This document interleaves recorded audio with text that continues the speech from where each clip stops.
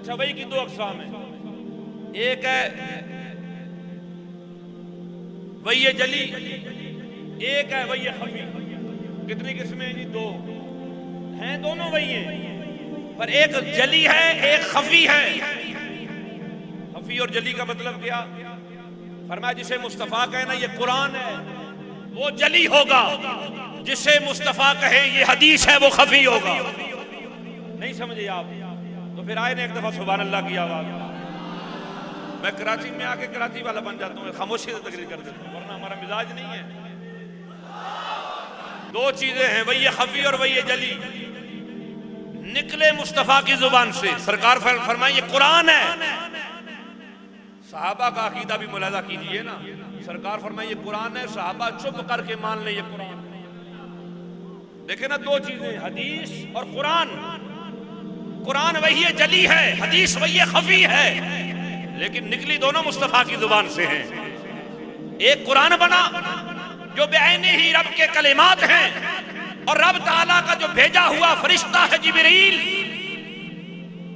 وحی کی صورتیں جو ہے نا مختلف صورتوں میں وحی نازل ہوئی۔ جبریل لے کر آئے ایک صورت اس میں سلسلۃ الجرس کی۔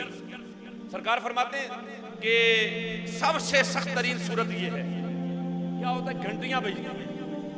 کیا بجتی ہے؟ گھنٹیوں کی آوازیں آتی ہیں اور وہی نازل ہو رہی ہوتی ہے۔ وہ جو آوازیں ہیں نا وہی ہیں جو بدعقل لوگ، علمی قابلیت نہ رکھنے والے، علمی استعداد سے محروم لوگ جو یہ الاپتے پھرتے ہیں کہ جبریل مصطفیٰ کا استاد ہے، انہیں سوچنا چاہیے کہ گھنٹیوں کی صورت میں وحی نازل ہوتی ہے اور مصطفیٰ کو پتہ چل جاتا ہے رب کیا فرما رہا ہے۔ یہ سلسلۃ الجرس ہے، گھنٹیاں بجتی ہیں۔ معلوم ہے گھنٹیاں بجے نا کہیں پر، گھنٹیاں کہیں کوئی ساز اور سوز چھڑ جائے اور سمجھنے والا ہو۔ نہیں سمجھے آپ؟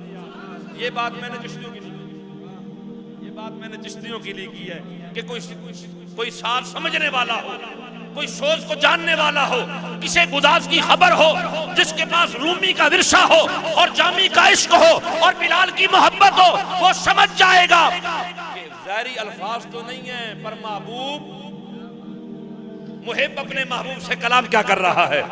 اور حضور فرماتے ہیں سب سے سخت ترین وحی کا سلسلہ یہی ہے، جبریل والا نہیں ہے، فرمایا یہ گھنٹیوں والا سب سے سخت سلسلہ ہے۔ جاڑے کے دن ہوتے، سردیوں کی راتیں ہوتی، اور مصطفیٰ پر جب قرآن نازل ہوتا، سیدہ عائشہ فرماتی حضور کے ماتھے پر پسینہ آ جاتا سردیوں کے دنوں میں، یعنی اتنی کیفیت ہے۔ لو انزلنا هذا القرآن على جبل لرأيته خاشعا متصدعا من خشیت اللہ، فرمایا اگر ہم یہ قرآن پہاڑوں پر نازل کرتے خشیت الہی سے ریزہ ریزہ ہو جاتے۔ وہ کیا دل ہے میرے محمد عربی کا، کتنا سینہ ہے مصطفیٰ کا۔ قرآن نازل ہوتا ہے اور مصطفیٰ برداشت کرتے ہیں۔ ہمیں تو مل گیا نا، ایسے آ گیا کتاب کی صورت میں، تو ہم نے تو پڑھنا بھی چھوڑ دیا، ہم نے تو سمجھنا بھی چھوڑ دیا۔ ورنہ جب قرآن نازل ہوتا تو انگ کھڑا ہو جاتا، بال کھڑے ہو جاتے، پورے جسم کے اندر ایک آگ لگ جاتی کہ خدا نے اپنے بندے سے کلام کیا ہے۔